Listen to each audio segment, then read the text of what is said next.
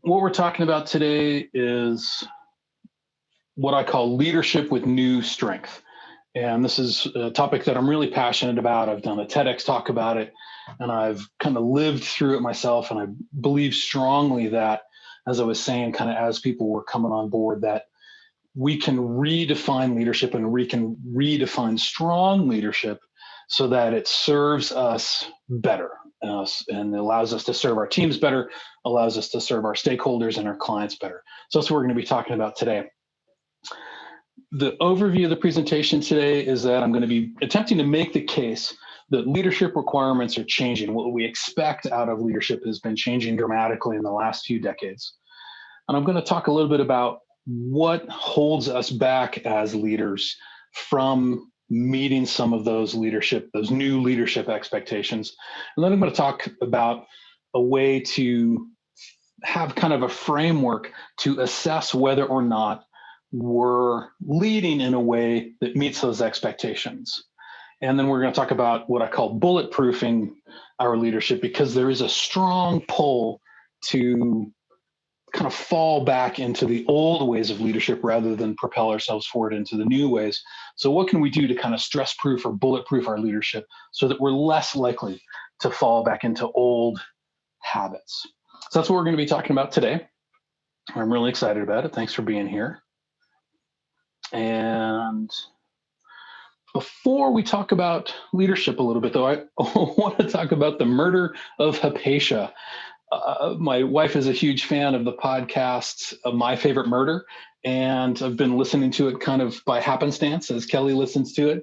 And today or yesterday, I discovered this information about Hypatia, and I'll explain how this ties into leadership here in a second. So Hypatia was a astronomer and philosopher and mathematician in around 300 AD. And she lived in Alexandria in Egypt at the same time that the famous library of Alexandria was there. So it's a very diverse city with Africans and Hellenic Greeks and Jews and new Christians all living together. And apparently Hypatia was beloved and respected and taught other people and shared her views on math and philosophy.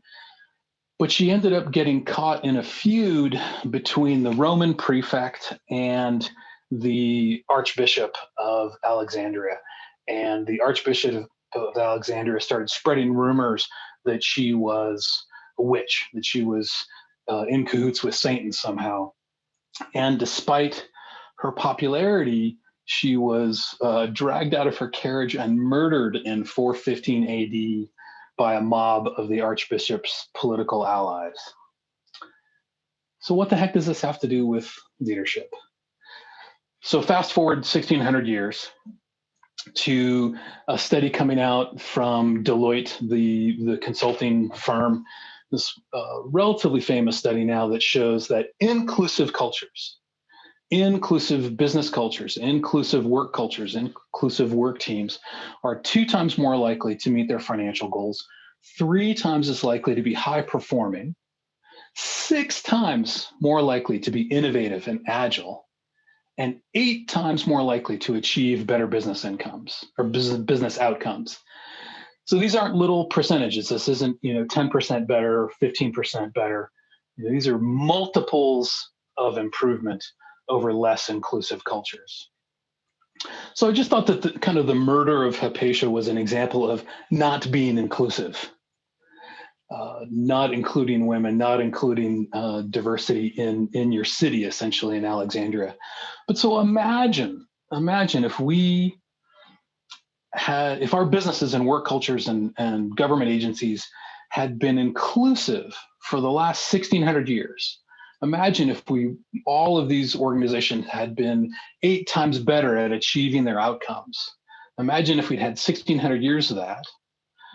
I think we would now be riding flying kangaroos on Mars at this point. To say nothing of all the happiness and equity and fairness and justice that would have resulted from inclusivity for all those generations. So that's what I'm thinking about this morning. the power of inclusivity. And we're going to be talking about more than just inclusive leadership. We're going to be talking about vulnerability and power sharing and all these other factors that make leadership more useful at getting our own needs met and the needs met of our stakeholders as we go forward. But I just wanted to share that story of Hypatia.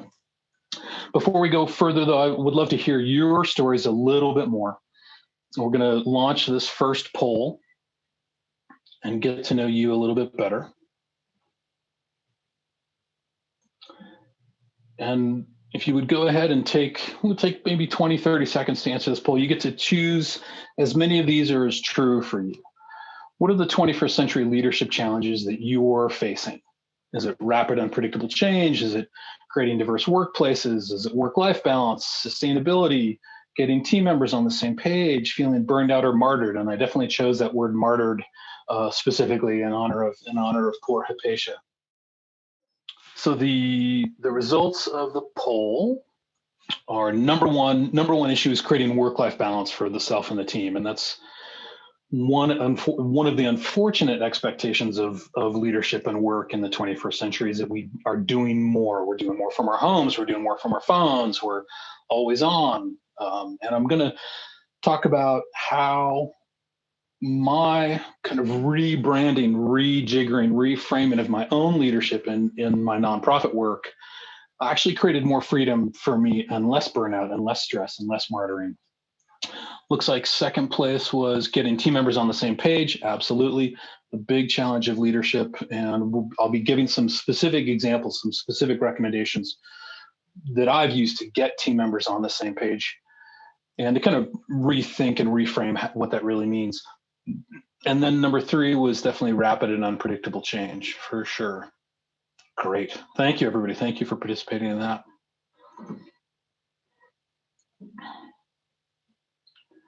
So moving on, what I want to talk about next is the why of this presentation. You've already kind of shared your why. So we're dealing with work-life balance, getting everybody on the same page, burnout, that sort of thing.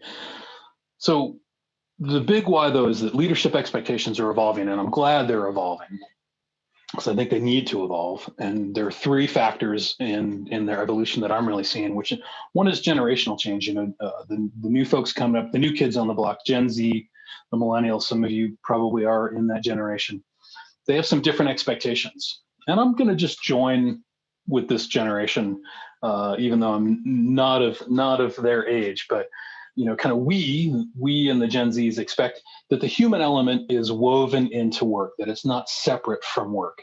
They expect collaboration, team-friendly environments, and they crave positive relationships at work. The idea that you just go to work and then you go home, and that your fundamental relationships are at home, and that your relationships at work are shallow and just related to tasks. That doesn't work for the new generation. I don't think it's ever really worked for us, but the expectations are really clear. This new generation also expects feedback. They expect to be told what's working, what's not working. They expect a feedback-rich environment.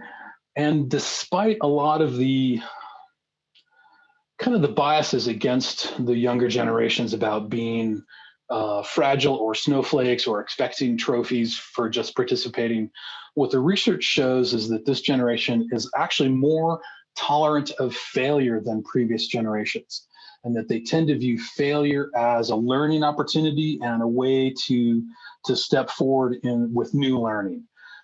They don't like being punished for failure. They don't like being afraid of failure. They want failure to be an integral part of success and learning. So that's a shift for sure for leaders. And of course, this generation also expects diversity and inclusion to be present in the workplace. So that's one factor, the generational change. Another factor in leadership expectations is all of the research on leadership that has come to the fore over the last couple of decades. I'm just going to name three of my favorite authors. Kouzes and Posner in the book, The Leadership Challenge, really focused on shared values as part of leadership. And I'll put a link to the webinar that I did for the Small Business Development Council about creating shared values in work cultures and the specific ways that we would do that at Boys to Men to create a more empowered and inclusive workplace. So shared values are really important. Collaboration is incredibly important. Simon Sinek, of course, has been talking about the importance of trust and relationships in leadership and in teams. He talks, for me, really movingly, because I have this biological background as well. I taught biological sciences, about how leaders need to be doing their best to create opportunities for folks to have oxytocin and serotonin rather than dopamine and adrenaline, right? Dopamine and adrenaline are kind of the fear and the sort of addiction chemicals, whereas oxytocin and serotonin are the relationship chemicals. So what can we do to create safe, sustaining relationships in the workplace? Simon Sinek talks about that a lot. And then, of course, Brené Brown, in her book, Dare to Lead, speaks very eloquently about the power of vulnerability, especially in leaders, to admit not knowing, to admit vulnerability, to ask questions, to be in a place of openness, and that's where the power of leadership comes from. So those research findings in those books have been really influential on me in changing my expectations of my own leadership. And then last in this slide, I want to talk about how crises and change are driving leadership to change. So, this is just our first pandemic. All of my epidemiological friends are saying, this is just going to happen more frequently. This is kind of the new reality. And of course, climate change is going to be driving rapid change. We don't even really know exactly how. And tech is going to be driving all kinds of rapid change, whether it's AI, automation, de-urbanization is one of the changes that's happening now, driven by tech, folks moving out of cities. And who knows, maybe there'll be a re-urbanization as we respond to climate change. So lots of change happening. We need our teams to be agile and responsive to this kind of change. So what can we do as leaders to respond to these changing expectations? How do we respond to them? So that's what we're going to be working on today. I have kind of two hoped for outcomes for this webinar for you, is that you leave here today with a framework for assessing whether or not your leadership efforts are able to respond to these new challenges, and a set of suggestions for promoting progressive and adaptive leadership in your team. So a new framework and a list of suggestions. So hopefully that's what you're here for too. We'll be asking you at the end whether or not we met those expectations. Real quick, I want to share a little bit more about me. Let me check my time. Great. I've been a leader and wilderness coach for 30 years, and I came to leadership from a wilderness education perspective. That central picture is a picture of me rock climbing in, I believe that was a Red Rocks outside of Las Vegas one winter some years ago. So I come to leadership from this wilderness perspective, and wilderness education has long been a source of compassionate, collaborative, engaging, inclusive leadership, partly because it comes out of the culture of Outward Bound, which was started by Kurt Hahn. And Kurt Hahn was a progressive educator and really believed in experiential education rather than didactic telling. And that came from his strong belief in the power of each individual to take care of their own learning, to rise to challenges. It was a very human-centered approach toward learning, and that showed up in the wilderness.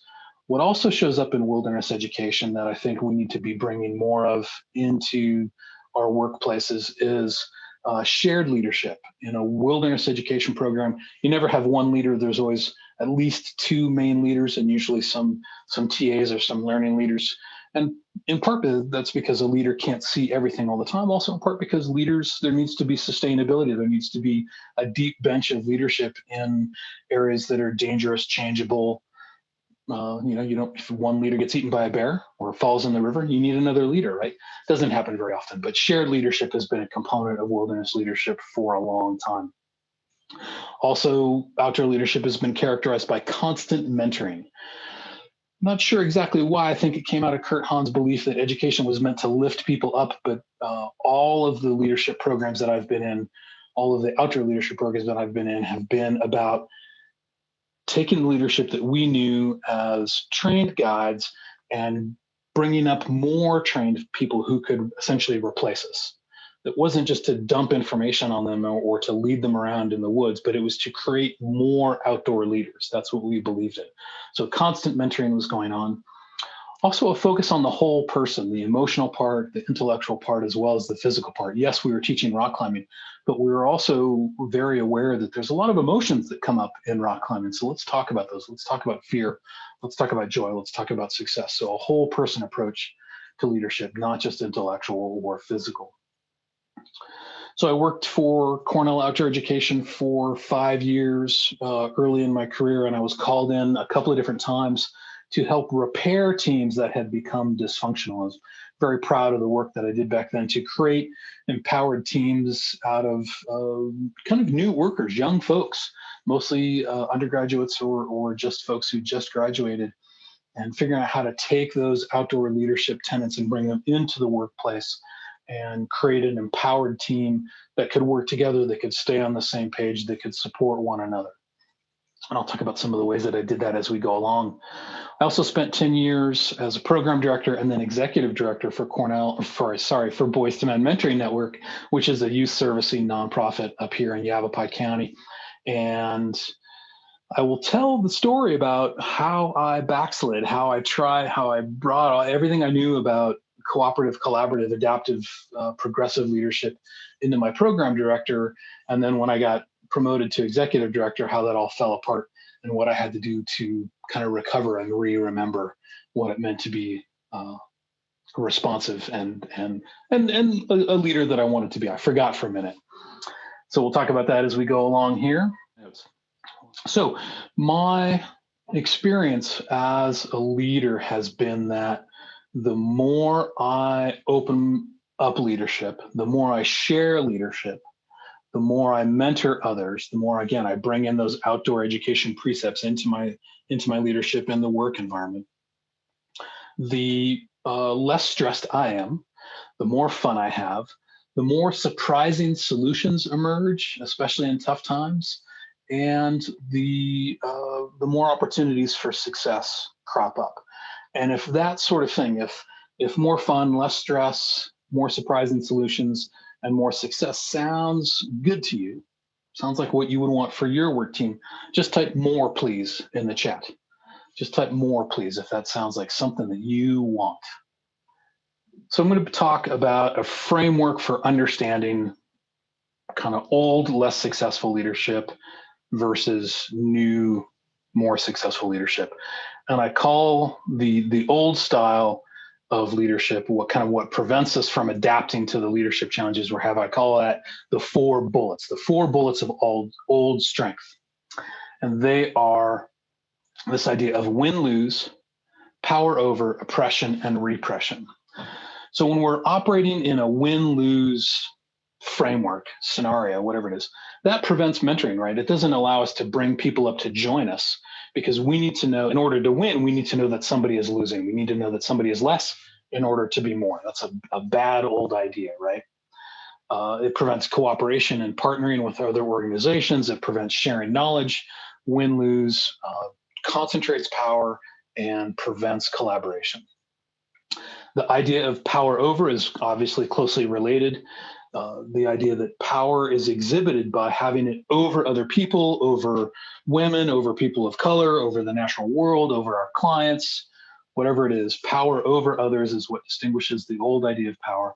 And it requires relatively rigid hierarchical structures, and it prevents feedback from reaching leadership, and which prevents leadership growth, right? If we're in a power over position as a leader, we're not interested in feedback from our stakeholders and our employees. We're just interested in maintaining our power, which usually needs to be kind of fragile and rigid up at the top.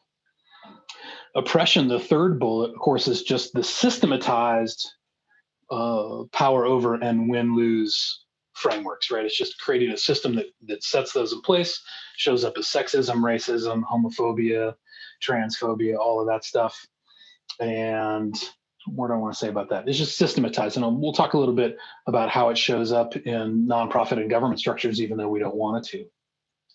And then the fourth bullet is repression. And repression is what we do to ourselves, especially in this case as leaders, believing that we need to be invulnerable, believing that we need to repress our own emotions, repress our whole selves, and just bring our boss self to work, and showing up strong and firm and invulnerable, not asking for help, not asking for feedback, that sort of thing. And we banish emotions from the workplace. So those are the 4 bullets.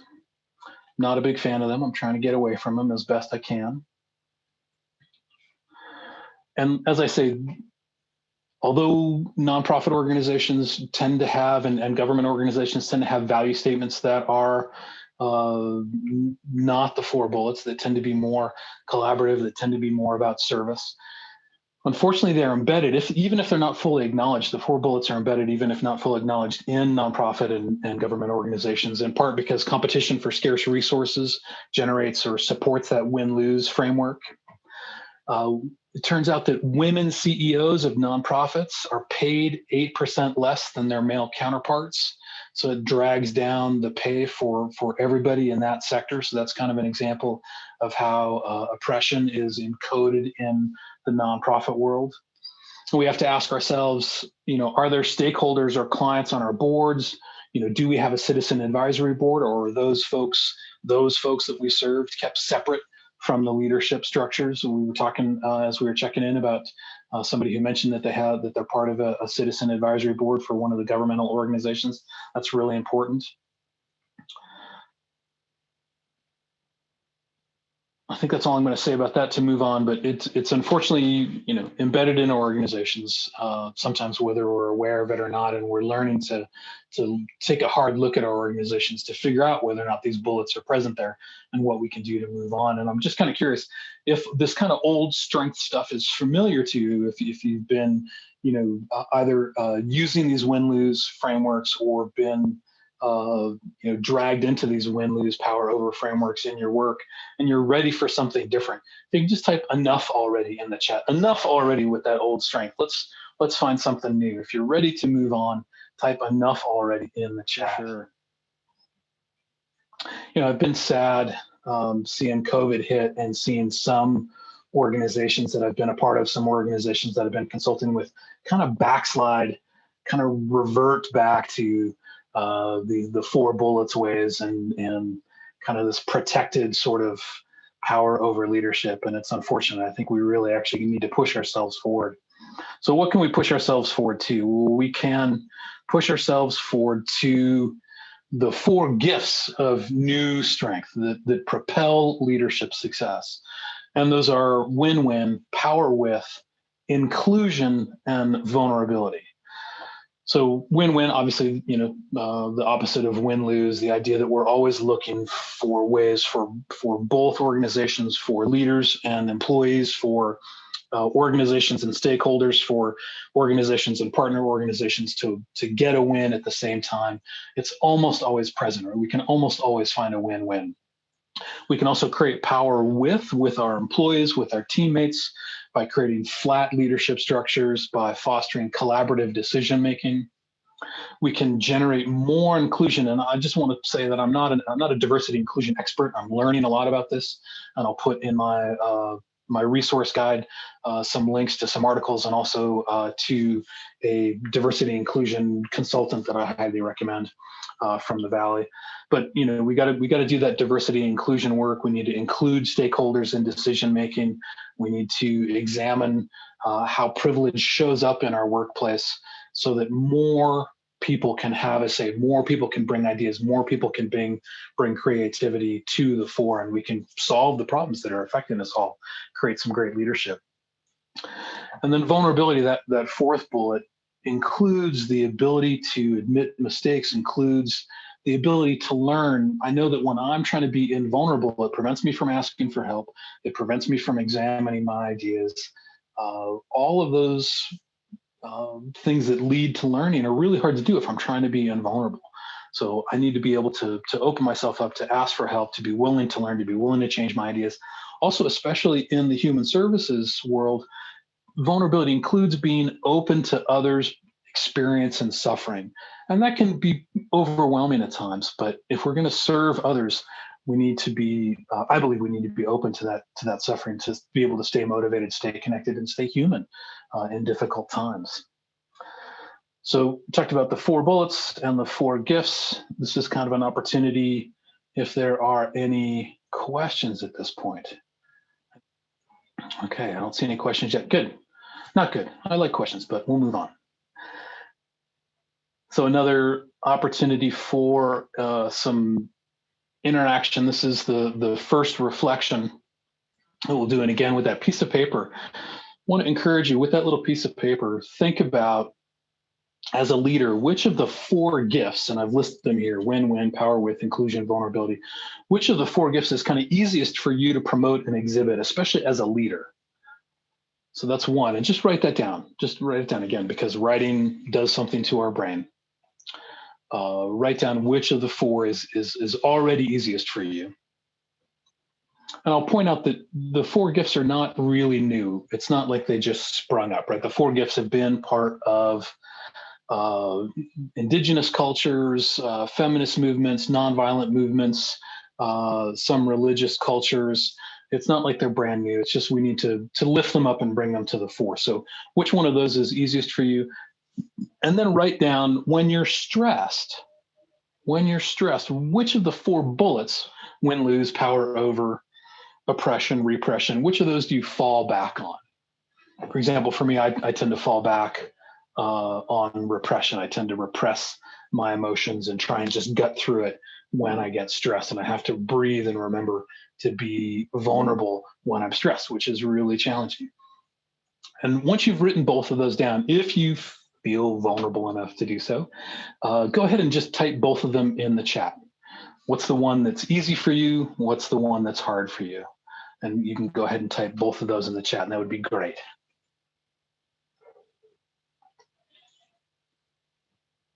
I'll type, let's see, the one that easiest for me to promote is win-win. /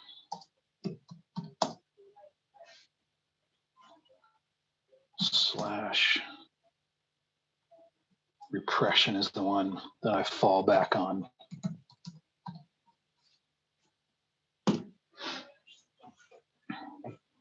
Thank you, Paige. Thank you, Carly. Yeah, Anna says inclusion is easy. Oh, Nicole says inclusion is easy. That's great. Fantastic. Fantastic. Well done. Good. Thank you, Shanti. Win-win is easy. Vulnerability is hard. Yep. Power with is easy. Good. Fantastic, Christina. We always have shared leadership, so that's easy. Thank you, Monica. Vulnerability is hard. Absolutely. Vulnerability is hard. Yeah, we make up that if we're going to be vulnerable, we're going to be destroyed. I think it just goes down to that basic fear. And, this is hard. This work is hard. And that's kind of the first caveat. Leading from the 4 gifts requires some emotional and spiritual maturity. It requires kind of ignoring the ego needs, the unhealthy ego needs of safety and control. It involves being kind of open to being hurt, open to being ignored. And it takes courage to be vulnerable and inclusive, to examine our biases and programming. It's definitely hard. And what I'm going to encourage everybody to do is to not wait until you're strong enough, not wait until you're spiritually evolved enough to do it, but rather just jump in and kind of fake it till you make it. We're all never going to be angelic enough to lead from the 4 gifts all the time with a perfect smile on our face. It's almost always going to feel stressful, scary, vulnerable, whatever. So just as they say in AA, just kind of fake it till you make it. And I'm going to talk about how we can put systems in place to take some of the load off of our decision making so that we don't have to decide all the time to be brave, but that the systems are just there that encourage leadership from the 4 gifts. The other caveat I want to make is that the interventions that I'm going to be talking about today are kind of independent of major systems realignment, like pay equity, just and equitable HR practices, progressive board recruiting, all that kind of stuff that's a little bit bigger. These, what I'm going to be talking about today, are interventions and changes that individual leaders can make now without changing the whole structure of their workplace or their industry. Okay. All right, let's move on. I want to talk about 3 ways to bulletproof your leadership. And as I put bulletproof in there, I thought, you know what? We should really call it 3 ways to gift your leadership, because we're going to talk about adding the 4 gifts into your leadership. Anyway, so the 3 ways include depersonalizing your leadership, decentralizing it, and demystifying it. Okay. So depersonalize, decentralize, and demystify. So we're going to talk about depersonalizing first. And this is kind of based on a quote from Simon Sinek that something to the effect that leadership is an action, not a rank. It's not a role, right? Leadership is happening all around us. It's not just stuck with one person, or it shouldn't be just stuck on one person. So some ways that we can depersonalize leadership, I'm going to talk or refer again to Kuznets and Posner talking about in teams creating a set of shared personal values, not just organizational values or leadership values, but creating a set of shared personal values across the whole team is a way to create an inclusive, empowered team. And like I said, I'll refer you again to both the book and the webinar that I did on it for the Small Business Development Council. You can learn more about that. Another way to decentralize leadership is to call out leadership in others as often as you can. Whenever you see somebody doing something that even vaguely resembles leadership, call it out and say, great leadership. So example, if you see somebody coming up with great ideas, thank you for that leadership. Thank you for that. If you see somebody synthesizing ideas or creating collaboration, say, thank you for that leadership. Thank you for stepping up and leading. Somebody who's engaged in decision-making, I see your leadership in action there. It's so valuable. Thank you. Somebody who's doing conflict management, great leadership. Really appreciate that. Any opportunity you have to call out leadership in others helps depersonalize it and spreads it out throughout the organization. Another way that leaders or team leaders can create and depersonalize leadership is to use coaching techniques rather than direction or manipulation in your supervision. A great book and resource on that is The Coaching Habit, that talks about how we can ask questions of our employees rather than telling them. And that brings out intrinsic motivation, it brings out creativity, it brings out new ideas, as well as depersonalizing leadership. Another little concrete way to depersonalize leadership is for leaders to eschew perks. And I know that in the nonprofit world and in the government world, there aren't a whole lot of perks for the top of the chain. But just a quick example, Dennis Campbell, who wrote the book 7 Pillars to a Great Leadership Culture, was very proud of the fact that when he got hired to turn around a team in Albuquerque, a sales team in Albuquerque, he was given a parking spot that was close to the door. And he's very proud of the fact that he never parked in that parking spot, that he gave that parking spot rights to whoever was the employee of the month. And he was happy to walk across the parking lot, and it gave his employees so much joy and ownership to be kind of competing and jostling for that spot, and for him not just taking it just because his role was of the leader. So eschew perks, share perks as much as you can so that you're not being held up above other people. And then leaders can also actively push others forward to help depersonalize leadership. In the nonprofit world, I'm thinking about how we can push folks like direct support staff, even clients forward during things like fundraising events, or get folks who are not technically in a leadership position to write blogs, to participate on social media, so that there's a more diverse face to the organization. And it's not just the executive director, it's not just the CEO, it's not just the department head who's the face of the organization. So actively push others forward is a way to decentralize leadership. Great. And now let's talk about how we can decentralize leadership. Decentralizing, depersonalizing, very similar, but want to talk about this as a way to use systems a little bit more to create flatter leadership, structured, shared and empowered shared leadership and empowered teams. So one of the ways is one of the concrete ways to do that is through the use of checklists. It's a way to get information out of the leader, ways of doing things out of leader onto paper, so that anybody can step in and do it. So, for example, if I had a team that was involved in delivering content like this, my job as a leader, an important job would be for me to create a really detailed checklist about how to present a webinar. And we did this all the time in Boys to Men, how to put on a rite of passage weekend, how to run this particular fundraising event. We create these very detailed checklists so that it wasn't just relying on me and my memory. I became less important, or whoever the program director actually became less important when it came to running the rite of passage weekends, because almost anybody could pick up those really detailed checklists and make that event happen, make that process happen, and we're able to decentralize the leadership around that.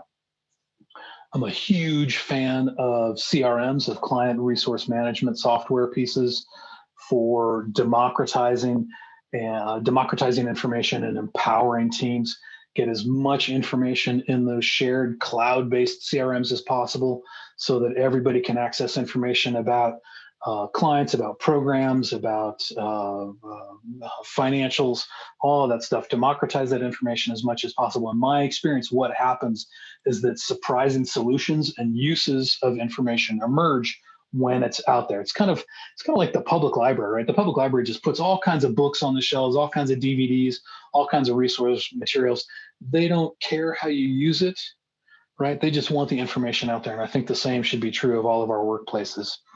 A particular example of that, when we put all of the donor information in our CRM and made it available to our program staff at Boys to Men. This is kind of the culture of some nonprofits is to protect donor information a little bit too much. We put it out there along with the budget and the budget targets. And what happened was our program staff became more motivated and adept at fundraising, and the amount of donations that started coming in from volunteers with whom our program staff had direct contact just skyrocketed. So our program staff used the information in our CRM to generate more resources for our organization. That was great. Completely surprising. That solution did not come from me. It came from the program staff. So get those CRMs up and running, democratize that information as much as you can. The last thing I'll talk about in this demystify set of suggestions is make sure that your training and procedures are really clear and really comprehensive. And this can take a deep breath, and this can take a bunch of time, and it can be really challenging, especially when there are lots of changes and the speed of business is really fast. To take the time to spend on training procedures may seem impossible, but it really pays off, particularly onboarding new employees. Onboarding new employees is a beautiful opportunity to decentralize and share leadership. With a brand new employee, yes. We at Boys to Men use the book The First 90 Days, which is actually geared toward new employees. It's not geared toward leadership, but as leaders, we would read that book and use it to create an onboarding system for a new employee that got them working on values, working on resources, and really becoming a part of the team as quickly as possible, so that they could share and contribute rather than just being a drag for us, a year down the road. So very clear, very thorough onboarding is a way to create strong teams. Shannon says, so important when turnover is high. Yeah, and in our experience, great onboarding can reduce turnover, because people are less frustrated if they're brought on board really quickly. The other thing I want to talk about a little bit is the leadership responsibility of what I call surfacing or bringing out tacit knowledge. As a 30-year, 35-year educator, I have a lot of experience that is sort of second nature to me. It's just sort of automatic for me in a lot of ways. And at Boys to Men, I was responsible for providing a lot of facilitation and communication and powerful experiences for our mentees on these rite of passage weekends. And I was kind of the expert at doing it. And I began to turn it over because I couldn't do it all. Began to turn it over to others, staff and volunteers, and they weren't doing it right. Was kind of the story that I told. And I got really angry and anxious and concerned about it because we weren't serving our clients the way I knew that they deserved to be served. We weren't serving our boys the way they should. And the first emotions, like I said, that came out of me were kind of anger, that kind of this like power over stuff. Like, you guys are doing it wrong. And it took me some time to kind of get self-vulnerable and really spend some time to surface my knowledge, to surface what I knew, and to get it out there and to try and explain it. And it took a lot of practice to be able to explain it to other people and to create a training program that could take what I knew, this specialized knowledge, and share it with others. And there was definitely a part of me that didn't want to share it because sharing it made me less special. So again, there's that emotional work that I had to do around it. But eventually I was able to share that knowledge. And by the time I left COE, there were a dozen other people who could do this technical facilitation with teen boys in a way that we could all be proud of. So that's one of the jobs that I believe leaders have, is to get that tacit knowledge out there to share out in the world rather than keeping it hidden, rather than trying to stay special. Great. Let's talk next about demystifying leadership. Demystifying leadership is about, it's about demystifying. It's about making leadership more accessible to everybody on the team, including stakeholders, including clients. So we definitely teach leadership via mentoring. Dennis Campbell, again, the author of The 7 Habits, he says if he were in business again, he would require that everybody in middle management and higher would have 2 mentees. You'd always be bringing people along. And that's really important for sustainability. It's really important for resilience, especially as we saw people get sick with COVID and have to leave the workplace. It's like you need to have a deep bench, right? So make sure that mentorship is part of your leadership. Part of this includes leaders pulling aside the curtain. This is really closely related to that tacit knowledge idea, that frequently leaders make decisions without full transparency, either because they feel like they need to do it quickly or because they have all of this tacit knowledge that informs the decisions.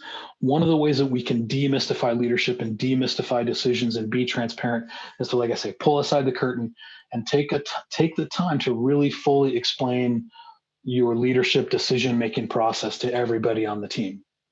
These are all the things I'm thinking about. I'm thinking about the budget. I'm thinking about my board. I'm thinking about my civilian review team. I'm thinking about our 5-year mission. Thinking about all of these things to make this decision about whether or not we're going to buy a new van or whatever it is. Can you pull back the curtain so that everybody knows, and then they can step in and provide leadership decisions when you're not around, or to support you. Another way to demystify leadership is for leaders to display humility. As much as possible, ask questions rather than make statements. And I had to remember this all the time. This was absolutely part of my fake it till you make it practice. I always know. I love knowing. I love being the person who knows. And to walk into a meeting and sort of pretend not to know and to ask questions over and over was a real challenge. But again, I could feel it creating buy-in. I could feel it empowering my team when I would ask questions rather than make statements. Leaders can also, famously, Simon Sinek says, leaders eat last, but at least speak last in a group discussion. If there's a brainstorm going on, if there's some decision to be made, as a leader, if you can make the effort to speak last so that everybody's opinions and thoughts can come out and not be influenced by yours, you're going to see more creative solutions. You're going to see more diversity of opinions, and sometimes surprising, very effective solutions emerge when the leader speaks last. And I'll also mention, Monica says, being transparent backfired on me once. Absolutely, it can. Being transparent, being vulnerable can backfire. And it's backfired on me. I was overly transparent with some donors once, and that didn't go well. But there's a balance, right? There's a payoff. Never being transparent, always keeping all of the information to ourselves as leaders. We know that doesn't really work in the long term. And yes, being transparent sometimes backfires, but I'm going to just say that it's better to err on the side of transparency, on the side of vulnerability, than to err on the side of invulnerability and hidden stuff. Everything has consequences, right?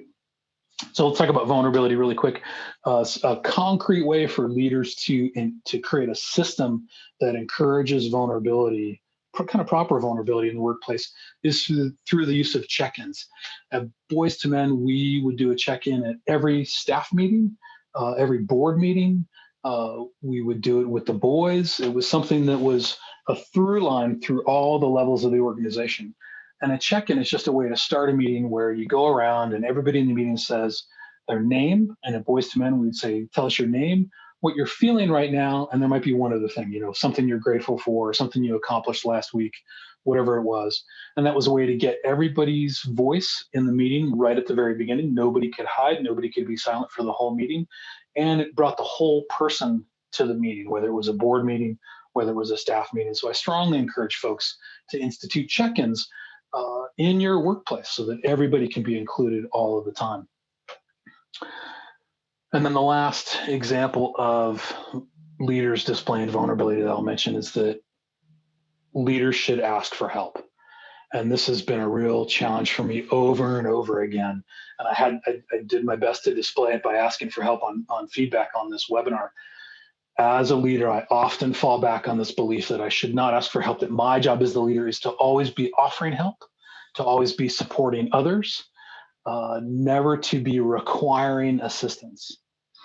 And that doesn't always work. As I said, when I got promoted from program director to executive director of Boys to Men, I forgot everything I had learned, everything I had known about the 4 gifts of new strength. And I started doing power over my employees, telling my program director what I wanted to see instead of coaching him, holding him to very high standards that we hadn't really talked about or agreed on. We never talked about values. We never talked about mission. I was hiding information from him. And it got to it got up to our board because we were a relatively transparent organization. My board found out how I was treating my employees, and I nearly lost my job. And fortunately, they were able to offer me some coaching, get me an executive coach, and I remembered about the 4 gifts of leadership. I remembered how to be inclusive, how to find win-wins, how to have power with, and how to be vulnerable. But asking for help was a key step in that. I had to ask some of these people who I'd wronged, some of these volunteers and employees who I'd wronged in my kind of reflexive quest for power as executive director. I had to ask them for help to hold me accountable. And that took a lot of vulnerability. Doesn't always have to be that dramatic and ask for help, but when we ask for help, we actually empower others to step into leadership. So I encourage leaders to find ways to ask for help. Brian says it's always good to go back to mentorship and ask a supervisor or other leader about transparency as well, as their experience is helpful. Yeah, great example of asking for help. Ask others, ask peers, ask folks who mentor you for advice about this kind of stuff. So to recap, great to recap, leadership requirements are changing. We talked about the 4 bullets that prevent us adapting as leaders. We talked about the 4 gifts that help us adapt and become stronger leaders. And we talked about how to bulletproof or gift enhance our leadership. And I gave you a bunch of concrete recommendations, and those will be included in the notes that I give to you, so you don't have to remember all of them. But that's what we've been talking about. Thank you so much for being here today. For reflection number 2, what I invite you to do for reflection number 2, to take a moment to look at this sort of abbreviated list of concrete suggestions, concrete actions, and pick 2 that you feel like you can try immediately. And I'm noticing that check-ins is not on this list. I'll have to change that. But so look at that list: creating shared values, calling out leadership, using CRMs and checklists, and pick 2 that you feel like you could be willing to take on. And Shannon's already jumping ahead. That's great. And just go ahead and write it down, but also put it in the chat so we can kind of create that shared learning experience here. Type in the chat which of the 2 new strengths interventions you're going to try immediately. Call out leadership, create shared values. Great, Brian. And while y'all are doing that, I just want to talk a little bit more about what my experience was like when I remembered those positive leadership, those new strength leadership characteristics. What I found, and I'm sure some of you found this as well, is I found a lot more joy and ease in my relationship when I'm able to support the creation of empowered teams that are working on shared values, that have the information that they need, that are feeling supported and safe. I feel less martyred and stressed as a leader when I stop making up that I have to do everything, that I'm responsible for the whole kit and caboodle, that all of the ideas have to come from me. When I think that, I get exhausted and I get martyred and I feel like nobody's there to support me. But when I create an empowered team, I feel like everybody's supporting each other, including me, and I feel a lot less lonely. And loneliness as a leader is really destructive for me. What I also noticed when I did that at Boys to Men is that when I was able to offload a bunch of tasks that presumably were leadership tasks, like fundraising, like creation of new programs, like creation of new business, I was freed up to do some of the things that I was really interested in doing and like doing. Like, for example, in my case, grant writing. My grant writing increased by 800% when I turned over more leadership to the rest of my team, and I enjoyed that so much more. So there's just more joy and happiness and contentment, and frankly, safety involved in creating these kinds of leadership teams for the leader. Great. Anna said she's going to use coaching and display humility. Ooh, yeah, good for you. Good for you. Displaying humility can be such a challenge. I want to thank everybody for joining me here today as we begin to wrap up. And again, I want to thank Megan Hayes Davis so much for uh, providing the technical support and the logistical support for these webinars for the last 2 weeks. This has been a real joy for me to share these ideas that I'm really passionate about and which I believe can really make a change in lives and institutions and outcomes for clients and stakeholders. So thank you so much, Megan. Thank you, Aaron, for the props. I appreciate that. Great. So again, thank you so much. Thank you, Megan. Thank you, PCA. Thank all of you for all of your participation, all of your vulnerability today in participating and sharing what you struggle with, sharing what you're excited about. And, let's go out and create some fantastic leadership, create some great teams, and let's make a dent in some of the problems that we're facing in this world. Thank you so much.